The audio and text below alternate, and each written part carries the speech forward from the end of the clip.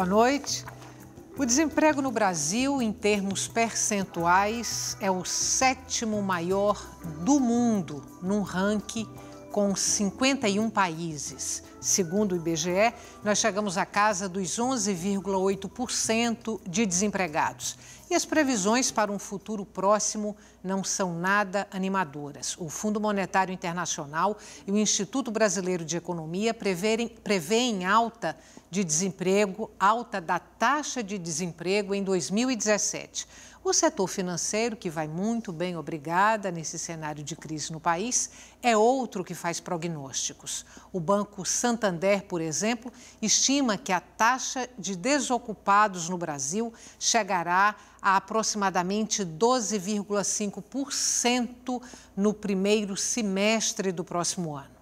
O crescimento do desemprego é o tema de hoje do Opinião Pernambuco. Participam Tatiane de Menezes, professora de Economia da UFPE, Paulo Rocha, vice-presidente da Central Única dos Trabalhadores, Seção Pernambuco, e também Paulo Telino, auditor fiscal do Ministério do Trabalho. Boa noite. Boa noite. Muito obrigada pela presença de vocês hoje aqui no Opinião Pernambuco. Tatiane, a primeira coisa eu queria entender, quando a gente fala, eu citei a taxa de desemprego fornecida pelo IBGE de 11,8%. Quando a gente fala nessa taxa de desemprego, o que está ali computado é o número de pessoas à margem do mercado formal ou o número de pessoas desocupadas, sem emprego formal, sem bico, sem nada? Vamos lá, vamos entender o que a gente está chamando de desemprego.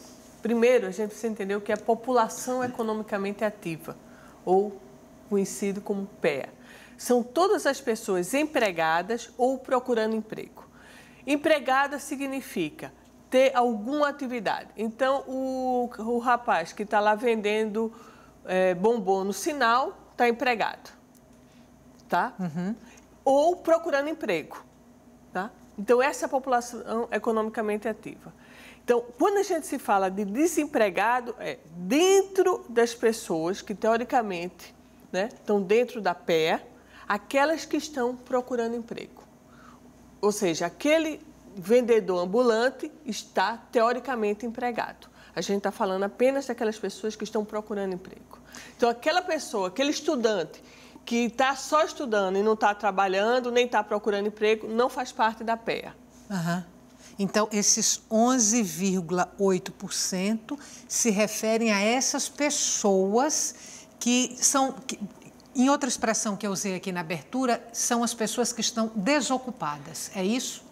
Estão procurando emprego, procurando emprego. Porque você pode dizer uma pessoa desocupada, um estudante que está em casa só sem trabalhar. Ele está, teoricamente, desocupado, mas não está procurando emprego. Então, ele não faz parte dessa porcentagem de desempregado.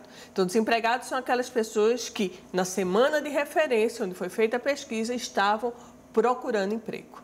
Tá.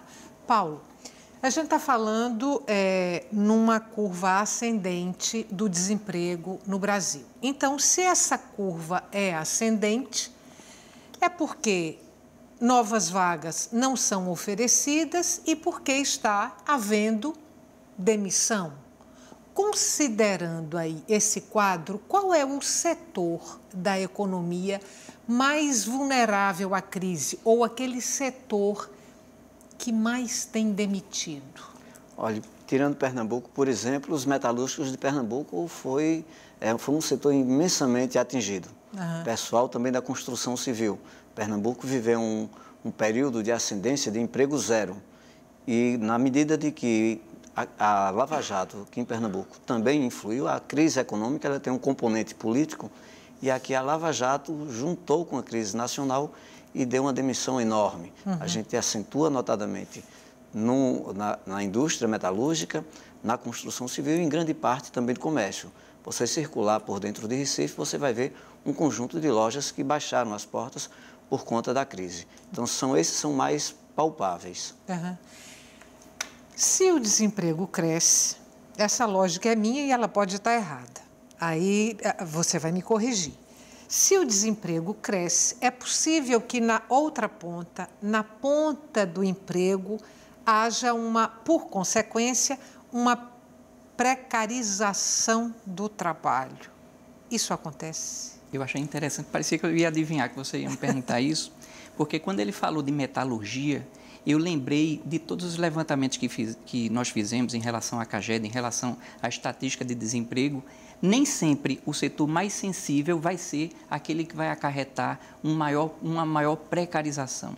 Sim. A gente vê muita coisa que tem a ver com cultura de determinadas atividades econômicas. O setor de prestação de serviço é um setor que é muito contaminado por precarização do trabalho, seja na baixa condição de trabalho que é oferecida, que ocasiona várias lesões, algumas delas irreversíveis, e o que termina acarretando maior gasto governamental. Ele falou também de construção civil. A construção civil, nessa piora de 2014 para 2015, não ficou entre o ranking, entre as 4 piores, por maior que seja a relevância dessa atividade econômica. Então, não é muito linear, não. Existem algumas atividades que são mais fáceis, uma fiscalização. Eu estou aqui falando como auditor fiscal, como quem vai apurar as diversos setores de pejotização do que quer que seja. Alguns setores de prestação de serviço, por exemplo, pelo fato de serem tão pulverizadas, os olhos do Ministério do Trabalho não são tão pulverizados para conseguir resolver esse problema todo. Então, quando a gente fala, por exemplo, de estatística de desemprego, eu fico muito curioso para saber como é que isso tudo é calculado em cima de quê. Não estou duvidando de nada, não. Mas o que eu estou querendo dar um testemunho é do quanto tantas coisas na vida empresarial e dos trabalhadores ainda está fora do âmbito dos sistemas, dos nossos olhos. Ainda bem que o Ministério do Trabalho ele tem um grande vigia, que é o trabalhador que é prejudicado e que ele vem nos contar.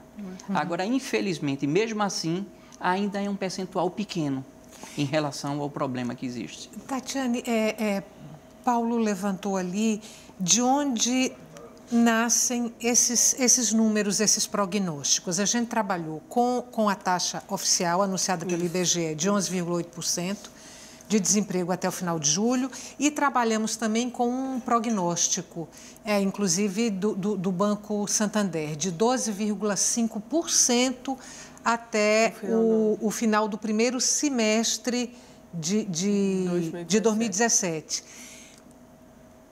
Essas taxas e esses prognósticos no quadro que a gente tem aí, estão ancoradas em quê? Veja só, como é que é dado esse número? Você tem uma amostra aleatória no Brasil todo, representativa da população, que o IBGE é extremamente competente nesse aspecto. Então, ele pergunta, né, às pessoas, você está empregada? Sim ou não? Você está procurando emprego? Sim ou não? Então, a princípio, tá certo? Ela é muito fidedigna, porque quem diz que está procurando emprego é porque está desempregado. Então, essa taxa de desemprego.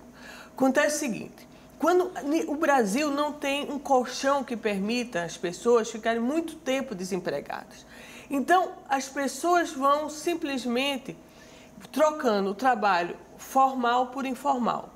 Então, você antes estava na construção civil, ficou desempregado, vai começar a vender amendoim na praia de Boa Viagem. Então, para as estatísticas, essa pessoa está empregada, mesmo que a qualidade do seu emprego tenha se reduzido. Então, quando se fala em desemprego, se está falando algo muito mais superficial do que de fato acontece. Então, essa taxa hoje está muito alta porque as pessoas perderam seu emprego há pouco tempo, há pouco mais de um ano, que essa queda tem se acentuado, e ainda não houve essa troca. O que vai acontecer nos próximos anos, se a economia não melhorar, é sim uma redução da taxa de desemprego, mas não porque os empregos estão voltando a aparecer, mas sim porque as pessoas estão começando a trabalhar informalmente. Essa questão da informalidade e da precarização, na quinta-feira, na preparação das mobilizações, quinta-feira, dia 24, eu falo, na preparação das mobilizações do dia 25, eu ia passando com a camisa da CUT no centro da cidade e alguém me chamou. E amanhã, como é que vai ser? Vai parar isso? Vai parar aquilo? E na roda, numa conversa rápida, negócio de 1 minuto e meio, 2, duas pessoas que estavam conosco declinaram que estavam trabalhando sem carteira assinada dentro do comércio de Recife. Se os olhos do... se essas pessoas não chegam... Não, com emprego, aspas, formal, porque está trabalhando numa loja de Recife. Mas não tem a carteira assinada. A carteira está assinada. Se esse olho não chega no Ministério do Trabalho, o Ministério do Trabalho não, e nem ao sindicato, não é autuado. Então, essa pessoa, inclusive, lá na frente, na aposentadoria, vai ter um problema sério. Ô Paulo, foi isso que eu te perguntei, assim, porque é claro que aí você falou que existem setores onde a precarização do trabalho é mais evidente ou mais frequente, enfim. Mas onde eu queria chegar é se, sim, esses momentos de crise, esses momentos de desemprego propiciam coisas desse tipo.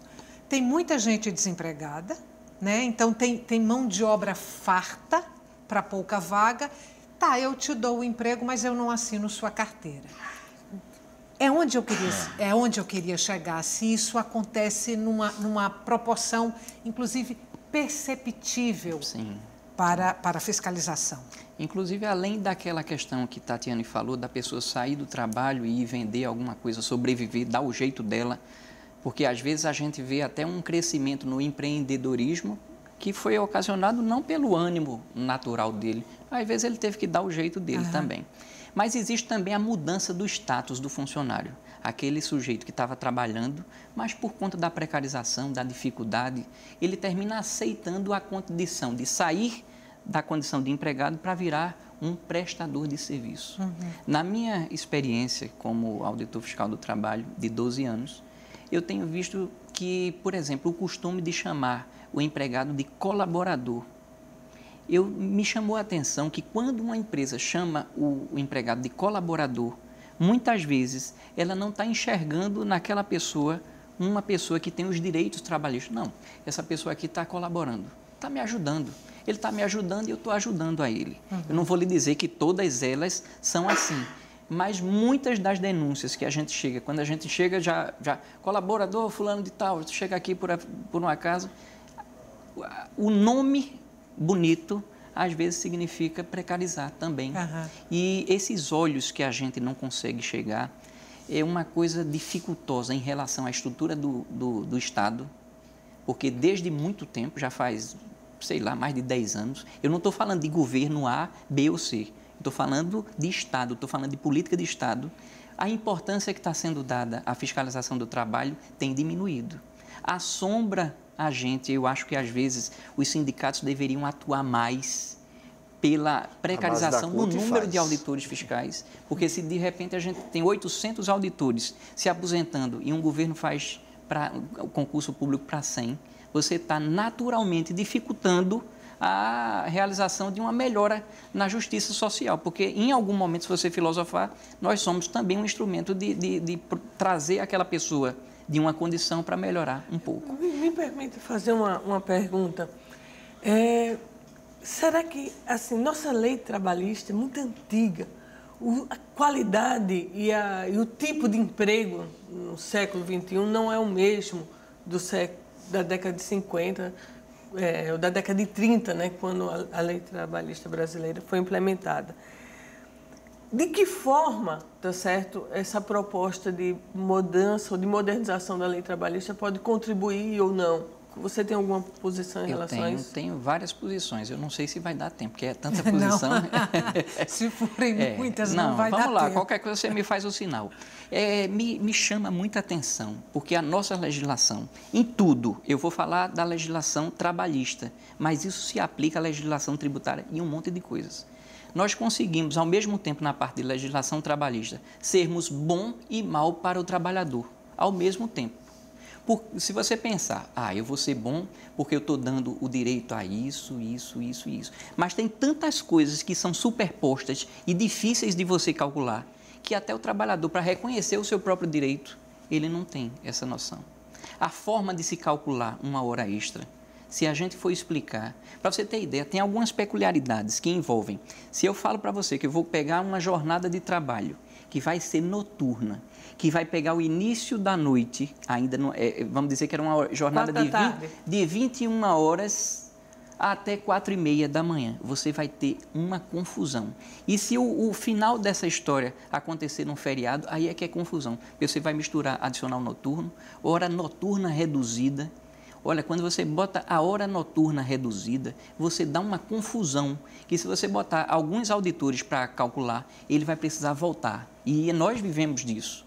Para nós é difícil, imagina para o trabalhador reconhecer isso. Não pense que eu estou dizendo que ele não tem trabalho. Mas eu, para poder ajudar uma pessoa, e eu deixo aquela regra muito mais clara, ele vai ter condição de reconhecer qual é o seu direito. Isso, a próprio cálculo da remuneração é muito difícil. Paulo, eu vou te interromper, eu preciso fazer um intervalo e no próximo bloco a gente retoma desse ponto. Não saia daí, o nosso intervalo é curto e o tema de hoje do Opinião Pernambuco é o aumento do desemprego no Brasil. Até já.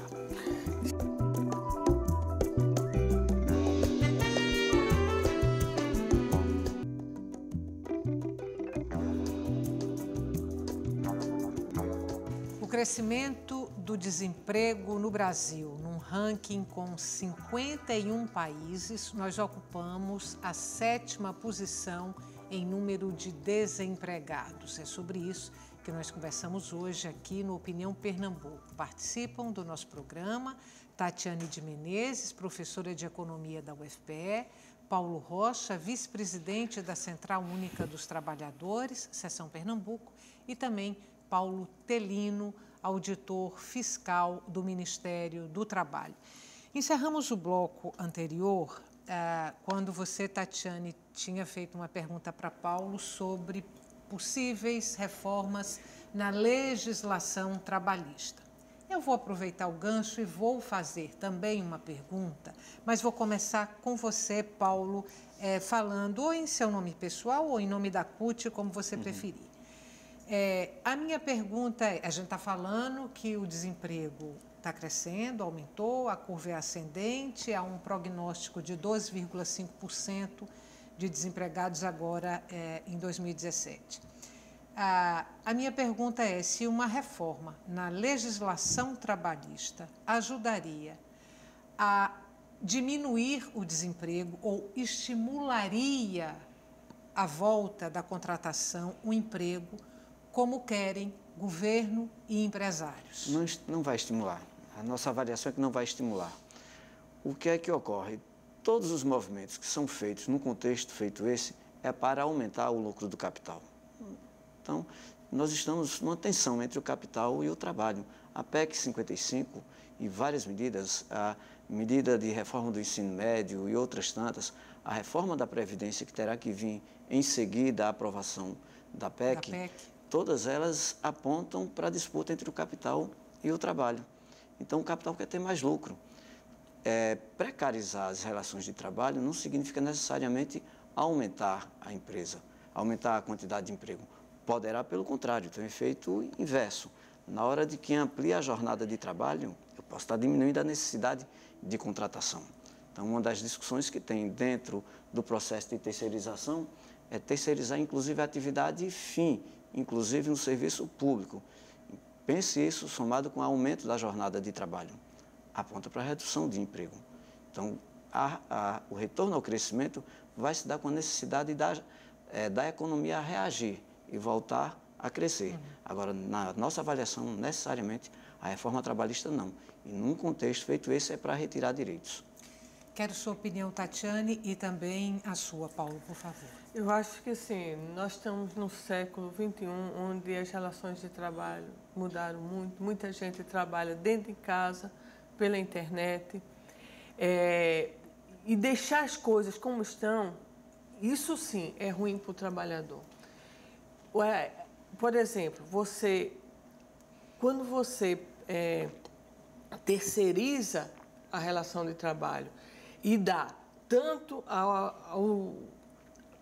a empresa, tá certo, que está contratando um empregador terceirizado, como aquele que está terceirizando coparticipação no pagamento dos direitos, você, tá certo? Você não está precarizando o trabalho. Você está dividindo responsabilidades. É inverídica a informação de que o trabalhador terceirizado normalmente recebe menos do que o trabalhador contratado? Não, o que vai fazer ele receber mais ou menos é a demanda por aquele serviço. Se você tem um serviço que tem muita demanda, aquele trabalhador vai ganhar mais por ele. Só que para a empresa é mais interessante contratar, por exemplo, uma empresa automotiva, onde atualmente as empresas automotivas são grandes montadoras. Compra a marcha num canto, compra o vidro no outro, compra os bancos no terceiro. Se ele está comprando esses materiais em locais diferentes e só ali para montar, se essa empresa, essa montadora, que na verdade é uma montadora, é corresponsável pelos funcionários dessas empresas que ele está contratando, ele tem que prestar atenção na qualidade dessas empresas que ele está comprando o material, porque se essas empresas não pagam seus trabalhadores, ele passa a ser corresponsável. Então, uma legislação moderna que permita essa interação, acredito que seja positiva, tanto para o trabalhador quanto para o empregado, porque é um custo muito alto, é mais de 2 vezes o valor do salário que é pago por taxas, e isso dificulta a contratação de profissionais. Paulo. Eu achei interessante que um disse não, a outra disse sim, e eu vou lhe dizer talvez. Porque é o seguinte, quando a gente fala em reforma trabalhista, infelizmente, cada lado só está olhando para um umbigo. Para quem está no órgão fiscalizador, a gente sente a necessidade de um lado e a gente sente do outro. Tudo que Tatiane falou, ela funciona bem para muitas empresas que têm uma terceirização de boa fé. Isso se aplicaria. No entanto, existe muita terceirização que você vai fazer uma terceirização jogando o serviço sujo para alguém que vai ficar para uma empresa que vai ficar no nome de terceiro, e isso é símbolo de injustiça. Outro dia desse eu estava falando de terceirização e percebi Desculpe, que mas se você coloca a empresa que está comprando esse serviço como responsável também pelo pagamento daquilo, isso diminui. Mas porque ela é subsidiária. se aquela terceira fizer... O problema são dados estatísticos que se tem. Mas o X da questão é a responsabilidade... Porque não tem lei. Mas veja bem. Não tem lei que regule isso. Ela é subsidiária. Então, só vai para o tomador de serviço se a outra não responder. E daqui que chegue no outro, existe toda uma coisa que acontece por conta... Porque a gente não tem lei para isso. Então, hoje. Aí veja bem. Mas se a gente tiver uma lei específica, pode ser algo conjunto e que facilite o trabalho. Quando a gente pensa, não, vamos fazer uma mudança, porque existe a terceirização do bem. Imagine você que tem uma pequena construtora que só vai precisar de uma atividade específica, da atividade fim dele. Mas ele é tão pequeno que ele não tem condição de sair contratando permanentemente. Ele precisa de uma coisa pontual. E existe isso também. Tem várias pequenas construtoras. Eu não posso pensar que todo mundo que quer terceirizar, ele é necessariamente quem está querendo complicar o trabalhador. O problema é que quando a gente vai lidar na fiscalização com o piso salarial da categoria do terceirizado, muitas vezes é menor do que o da categoria original. E aí, deixa eu te dizer... Quando a gente pensa, poxa, peraí, a gente teria, hipoteticamente, como resolver o problema de um e do outro. Vamos fazer o seguinte, vamos abrir a terceirização. Pode terceirizar tudo, inclusive a atividade fim, só que com 2 detalhes. Que ele não seja prejudicado no piso salarial e que a responsabilidade seja solidária. Isso, exatamente. Quando você fala isso, aí quem antes defendia, não, eu quero, mas desse jeito eu não quero. Então, a gente nota em alguns setores a necessidade de dizer, não, eu quero a facilidade para terceirizar, mas em prol do benefício dele e não do outro. Vou trazer um exemplo até que nasce de um programa que eu fiz aqui recentemente. A indústria têxtil trabalha muito com terceirização, né? Assim, são outras empresas que produzem aquelas peças que são vendidas. Normalmente não é com trabalho precarizado, normalmente é com mão de obra escrava. São inúmeros os casos já noticiados de grandes empresas, grandes marcas, grifes que usam mão de obra escrava, inclusive infantil. Então, mas esse é um ponto delicado. De pessoas, inclusive, de fora do Brasil. Mas com licença, os dados que existem com relação à terceirização, aonde tem o maior índice de acidente de trabalho? Nos terceirizados. Com acidente com vítima fatal, nos terceirizados. A maior jornada de trabalho, nos terceirizados. A menor remuneração, nos terceirizados. Então, isso é a estatística aponta, o DIEESE, uma série de instituições tem isso. Claro que eu estou falando na comparação entre a empresa titular e a empresa terceirizada. Isso é confirmado já e é enorme a diferença. Por isso que a gente precisa de uma legislação para isso. Como o professor falou, se a gente tiver uma solidariedade, esse tipo de coisa não dificulta acontecer, porque aquela empresa mãe vai ser responsável. O Estado de Pernambuco hoje, o Estado de Pernambuco tem tido grandes problemas com os terceirizados, notadamente o pessoal da vigilância. No metrô, os trabalhadores terceirizados, a gente teve informação a semana passada, com 2 meses sem receber salário. Dentro do metrô, o pessoal que faz a limpeza ali no metrô. E quem é o patrão central, o governo federal. Deixa eu trazer um outro ponto aqui para a nossa discussão. A gente está falando aí no aumento da taxa de desemprego. Vamos chegando na casa dos 12%. O que mais pesa nesse momento para essa taxa de desemprego? São fatores externos ou são fatores internos? Olha, a gente tem uma avaliação de que essa crise econômica ela já existia, ela vem já do final da década passada, veio embolando, resiste e não resiste. Houveram a crise econômica internacional, houveram políticas implementadas já pelo governo Dilma, continuadas pelo governo Temer, que não ajudaram a reaquecer a economia, mas aí teve um agravante enorme, o agravante político. O aspecto político ele potencializou o desemprego no Brasil. Se a gente lembrar de que na apuração do segundo turno de Dilma, uma âncora de um jornal, na apuração ainda, disse, olha, está confirmado que ela ganhou, porém dá para se pedir o impeachment já na apuração. Né? E que um outro senador disse, ela ganha, mas a gente vai impedir o governo dela. Então, esses são 2 exemplos claros de que a crise foi exponencialmente cresceu assustadoramente por conta do componente político. Então, esse componente político é basicamente interno dentro do Brasil. Ou seja, o que você tá me dizendo é que a crise econômica que o Brasil vive hoje, a gente está num quadro recessivo, um quadro de recessão, se deve também à crise política. A crise política. Isso? Concordância ou discordância? Completamente discordo. Não faz o menor sentido isso. A gente vem de políticas macroeconômicas desastrosas no governo Dilma.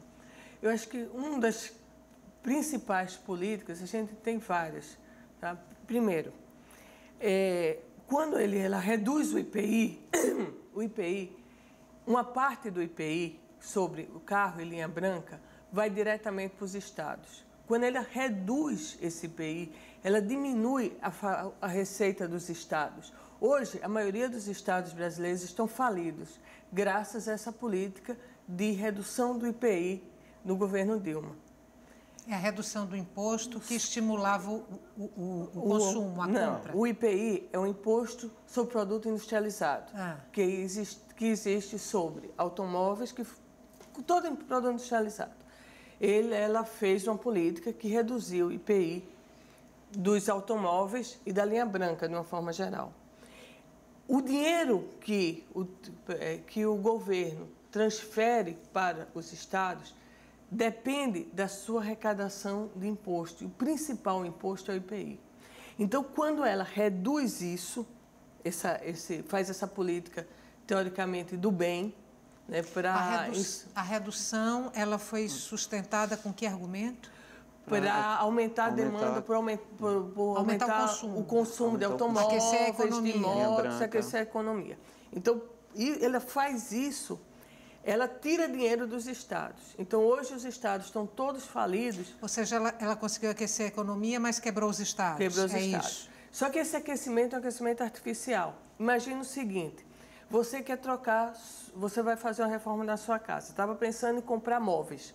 Só que você percebe que o preço da geladeira caiu por conta da queda do IPI. Então, você o que faz? Você deixa de comprar móveis e vai para comprar geladeira. Então, de um lado, ela beneficiou a linha branca e automóveis e minou uma série das outras indústrias brasileiras. Então, ela aumentou o consumo, sim, de linha branca e de automóveis, mas reduziu e provocou falência em vários setores industriais da economia. Então, foi uma política desastrosa do ponto de vista econômico. Por quê? Se, de um lado, ela incentivou a compra de geladeira e de automóveis, ele destruiu fábricas de imóveis e outro tipo de produtos que poderiam estar concorrendo na linha de consumo das pessoas. Além disso, ela tira dinheiro dos estados, porque o IPI é o imposto que vai para os estados. Quando ele reduz isso, ele tira dinheiro dos estados.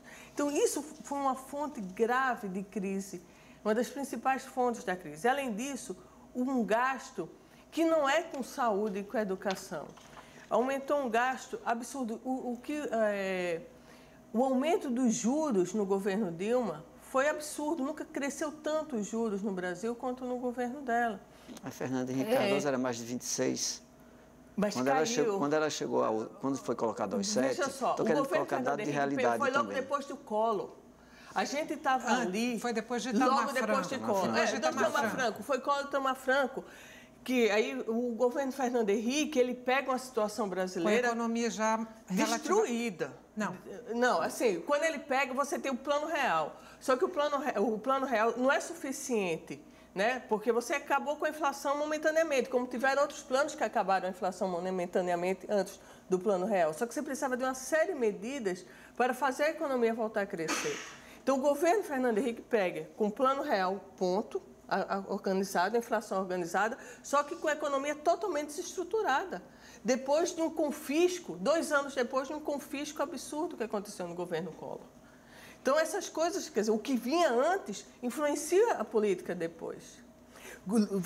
Dilma pegou um governo relativamente estável, vindo de 8 anos de Lula. As políticas econômicas desenvolvidas ali, botar a culpa fora do país, não convence. Porque nesse mesmo período... Nem agora. Nem agora. Você vê todos os países da América Latina, Chile... Olha o Chile, o Brasil cresce abaixo da média da América Latina. Paulo, eu vou fazer um intervalo. A gente volta aí. Quando a gente voltar no próximo bloco, Paulo, a palavra é sua, tá bom? Nosso intervalo é curto, não saia daí. O tema de hoje do Opinião Pernambuco é o aumento da taxa de desemprego no Brasil. Até já.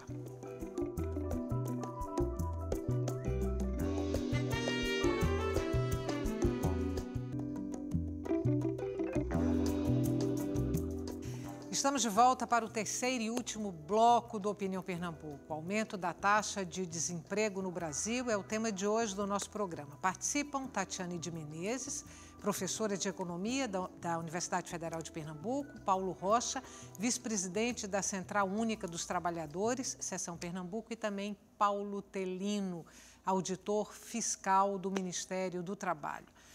Paulo, terminamos o bloco anterior tentando entender um pouco as motivações da crise brasileira, da recessão, do desemprego. Cogitamos fatores externos, fatores internos. Paulo da CUT colocou que acreditava que a crise política aquecia, estimulava a crise econômica. Tatiane discordou e agora eu passo a palavra para você. Eu acho que a raiz do nosso problema é o terceiro-mundismo que parece que está. Eu não sou sociólogo, mas parece que está arraigado na forma da gente fingir que está fazendo alguma coisa e não está fazendo nada bem. Então a gente vê um governo que se diz popular e o povo sofrendo. A gente vê um governo que diz que é bom em orçamento e o orçamento lá embaixo. Quando o governo diz que vai resolver um orçamento, ele mexe em tudo, menos as coisas que afetam os interesses dele. A gente nunca vai na raiz do problema. As coisas são complexas. Eu não sei se são feitas de propósito para não dar certo, ou se é o jeito da gente fazer mesmo. Porque quando eu falo na parte trabalhista, por exemplo, quando a gente fala daquela questão do aviso prévio que a cada ano trabalhado vai aumentando 3 dias. Qual é a filosofia que tem a respeito disso? Não, eu passei muitos anos, talvez o prazo que eu preciso para me recolocar no mercado seja maior. A filosofia está boa, mas a forma de você conceder esse direito, eu acho excessivamente difícil de você entender. Eu poderia entrar em outros detalhes, mas até para nós entendermos como é que se calculava. Por exemplo, é a cada ano, tudo bem, mas e se a pessoa passou 1 ano e 1 dia? Ele entra ainda na escala de 1 ano ou ele já pulou aquela outra faixa entre 1 ano e 2? E na hora do aviso prévio servir em favor do empregador, como é que é? A regra de um vai para o outro? Essa confusão, para mim, eu fico imaginando como seria nós explicando as nossas leis para uma pessoa de outro país. Porque eu vejo as coisas muito difíceis de serem entendidas. Quando a gente fala de reforma tributária, eu fui da Secretaria da Fazenda de Alagoas, e me doía saber que eu, apesar de querer levar o meu trabalho no melhor que me era possível, mas eu via a pouca eficiência. Porque num posto fiscal, eu via o caminhoneiro parando ali, dali a 800 metros ele ia parar no posto fiscal de Pernambuco para que o fiscal digitasse as mesmas coisas que eram feitas ali. Isso daí dá muita perda. Mas isso é só um exemplo. Na parte tributária. Vamos taxar as grandes fortunas. Será que, se você escalonar de uma forma diferente o imposto de renda, você não consegue fazer isso também? Eu não estou nem lhe dizendo, porque eu não sou economista, não tenho esses números todos. Mas se você pegar o arcabouço de coisas que se paga, adicional ao frete para a renovação da marinha mercante, por exemplo, na parte de importação. Se a marinha mercante está sendo renovada ou ampliada, o governo deveria nos divulgar. Porque isso são coisas que vão surgindo, penduricalhos em cima de penduricalhos, que a gente vai tornando você trabalhar num país como esse cada vez mais difícil. Eu acho uma tristeza a gente viver numa dificuldade tão grande, onde você... Porque eu não posso partir do pressuposto de que todo empregado é bonzinho e de que todo empregador é mau. Eu vejo muita gente tentando acertar. Quando a gente vê lá o cadastro do histórico das empresas, a gente tem acesso a ver o passado e o que tem de denúncia lá. Eu posso lhe dizer que não é todo mundo que é isso. Na minha opinião, a regra é que as pessoas queiram fazer a coisa certa. Mesmo porque o que chega para mim é justamente as pessoas que estão com algum tipo de dificuldade. Mas mesmo essas que estão com dificuldade, ali eu não posso pensar que é tudo com má fé, porque não é. Então, a gente sente dificuldade. Na parte de FGTS, que eu faço parte do projeto FGTS, para você ter ideia, em todo esse tempo, eu nunca encontrei uma empresa que estivesse 100% na informação e recolhimento de FGTS. Isso daí depõe contra o empresariado? Não. Depõe contra nós, contra o governo e como país. Porque eu não posso dizer que é todo mundo irregular. Se o negócio está difícil para cumprir, está tudo errado. Está muito difícil das pessoas entenderem. Ainda mais faltando servidor público lá, o pessoal que está trabalhando já está perto de aposentar. Deixa eu trazer aqui uma outra questão para vocês. Se a gente está com uma taxa de desemprego crescente, para que essa taxa possa ser reduzida, a gente precisa de um reaquecimento da economia. Para eu ter o reaquecimento da economia, eu preciso da confiança dos investidores. Você tinha falado agora há pouco, Tatiane, que achava que a crise política não mexe com a crise econômica do Brasil. Não acho isso, eu acho que mexe. Mas desculpa, eu entendi mal, então. Desculpa, eu só quis dizer o seguinte, que a origem da nossa crise é econômica. Como eu bem disse também, que ela foi ampliada pela questão política. A política gera essa incerteza que você falou. É onde eu queria chegar. Então, se eu tenho um clima político instável, péssimo para a Como economia. é possível eu atrair a confiança de novo do investidor para aquecer essa economia e, consequentemente, gerar emprego? Simplificando, e tornando a minha pergunta talvez até um pouco mais rude, a pergunta é a seguinte: o descrédito na economia brasileira já chegou no fundo do poço ou a gente pode afundar mais? Veja só, um dos grandes problemas que você pode, do investidor, é o país se tornar insolvente, não ser capaz de pagar suas dívidas. Foi o que aconteceu com a Grécia recentemente, vai sair na União Europeia. A ideia da PEC, né, que tem uma série de problemas, não acho que ela seja perfeita, eu concordo que ela tem uma série de problemas, é exatamente garantir para o investidor que, olha, o Brasil vai ser solvente, nós não vamos ser insolventes, nós vamos ter dinheiro para pagar nossa dívida, porque nós vamos economizar. É isso que a gente está dizendo. Então, essas medidas que poderiam ser melhoradas, por exemplo, mas vão no sentido de resgatar a confiança do investidor. Não só a PEC, como a reforma trabalhista, como a reforma da Previdência, vão nesse sentido, né? Agora, se isso está sendo feito da forma mais eficiente possível, por exemplo, será que não valeria ter mais discussão sobre a PEC? Eu concordo, haveria necessidade. Porém, essas medidas vão nesse sentido, de dizer para o mundo, olha, a gente vai pagar nossas dívidas. Porque do jeito que estava, o mundo não vou investir, porque daqui a pouco o governo vai gastar 100% do PIB do Brasil, não vai sobrar nada para o resto. Não vai sobrar nada para os outros. Então, precisava ser feita alguma coisa. Foi a melhor coisa? A questão é a lógica que foi utilizada. Por exemplo, a gente está falando de emprego. Antes já do subsídio dado à linha branca, que é a indústria automotiva, já havia pesquisa, o próprio Correio Brasiliense divulgou, de pesquisa em que em torno de 68% até 70% dos municípios têm na aposentadoria e nos benefícios da Previdência uma receita maior do que o valor do salário mínimo, o valor do emprego que é gerado na cidade. Então, a PEC está dizendo o seguinte: eu vou congelar o salário mínimo em uma ponta, a correção da aposentadoria vai ser desvinculada do salário mínimo, os benefícios também a mesma coisa, e eu vou ampliar o tempo de vida, o tempo de trabalho para poder atingir o salário mínimo, para poder atingir a aposentadoria, melhor dizendo. Então, ou seja, vai também nos municípios, notadamente nos municípios pequenos, e não só do Nordeste, mas também do Sul e do Sudeste, vai haver um problema sério na economia daquela localidade. Então, vai ser retirado recursos públicos que é injetado na região. Então, portanto, a crise está sendo tentada uma saída dela do ponto de vista de beneficiar notadamente o capital financeiro, porque está congelando as despesas primárias, com saúde, com educação. E quando a gente está falando de saúde e educação, está falando da injeção, da seringa, não só salário de servidores. Enquanto isso, está livre para pagar as despesas com bancos, os custos com bancos.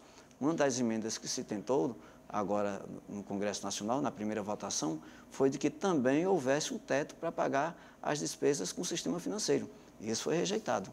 Também se tentou tirar a educação daquele conjunto de medidas da PEC, saúde e educação. E não. E uma outra emenda foi também colocar um limite de pagamento com juros de pagamento ao sistema financeiro. Também foi retirada. E a proposta que passou foi a proposta original que do veio governo. Da Câmara. A gente estava falando aqui da confiança dos investidores. Você falou que, Tatiana, era importante, que a PEC é um instrumento que tenta resgatar a confiança desse investidor. Vamos imaginar que sim, a PEC seja aprovada no Senado, tal qual ela está aí, foi proposta pelo governo. E vamos imaginar também que sim, a reação à PEC continue por parte da sociedade. Ontem, Brasília virou uma praça de guerra, com representantes da CUT, estudantes, professores, em confronto com a polícia militar. A PEC passa, mas o confronto de rua, a indisposição em relação ao governo continua, a credibilidade do governo continua baixa. Ainda assim, o investidor se sentiria atraído? Antes disso, eu vou colocar uma coisa, a questão dos juros. A gente não pode esquecer que o governo paga juros, quando fala a dívida interna paga muitos juros, mas paga muitos juros para a gente. O meu dinheiro da poupança, os juros que remunera a poupança de cada um de nós é pago com a dívida interna do governo. Botar um limite nos juros é botar um limite no ganho da poupança. Então é algo muito, muito complicado, né? Só lembrar isso, que os juros, o que está falando é juro interno, é o juro que é pago para a poupança de cada um de nós. Né? Então não é tão simples assim. Segundo, a questão é saber, será que, de fato, por exemplo, eu acho que muito pior do que a PEC foi o que fizeram com a emenda para as 10 emendas para reduzir a corrupção. Eu acho que isso daí, a quebra daquilo, vai ter um impacto muito maior sobre a credibilidade do país do que, por exemplo, essas agitações que aconteceram particularmente em Brasília. Você está falando do fatiamento das 10 propostas para combate à corrupção. Eu acho que isso sim, isso vai ter um impacto muito pior. Mas não é sintomático que as propostas de combate à corrupção tenham sido aprovadas com várias alterações e a PEC tenha sido a PEC 55, que é o congelamento de gastos, tenha sido aprovada sem nenhuma alteração?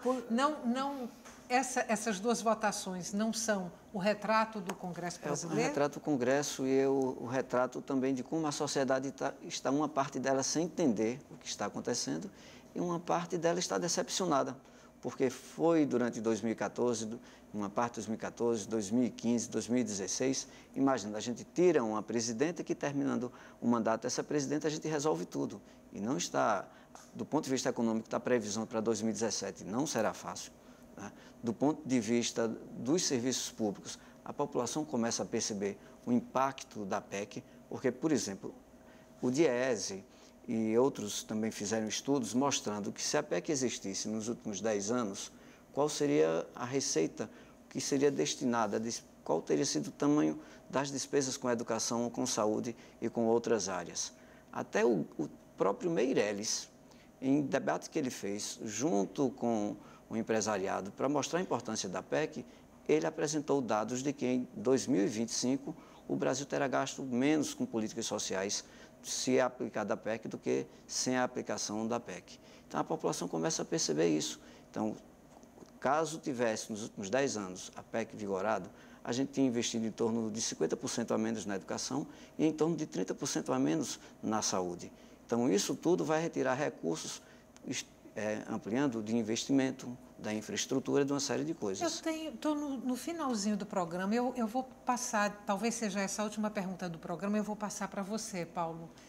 A gente estava falando aqui de que uma flexibilização na legislação trabalhista talvez pudesse aquecer o emprego no Brasil. Tatiane lembrou que é uma legislação que remonta a 50 e que o perfil do emprego no Brasil mudou muito. A minha pergunta para você é a seguinte: há não muito tempo atrás, a gente teve ali um período de pleno emprego. Como foi possível o pleno emprego naquela época com a mesma legislação trabalhista que a gente tem hoje? Essa era uma resposta ótima para ela, mas eu também sei lhe responder. Existe um ciclo econômico onde um governo, às vezes, usufrui de um status, às vezes, provisório. Então, se eu, porventura, estou numa fase em que estou me endividando bastante, naquele momento do meu endividamento, a minha vida está muito boa. Só que eu tenho que ter a responsabilidade para saber, poxa, eu quero conceder benefício social. Existem pessoas que não podem esperar para daqui porque a fome está batendo ali.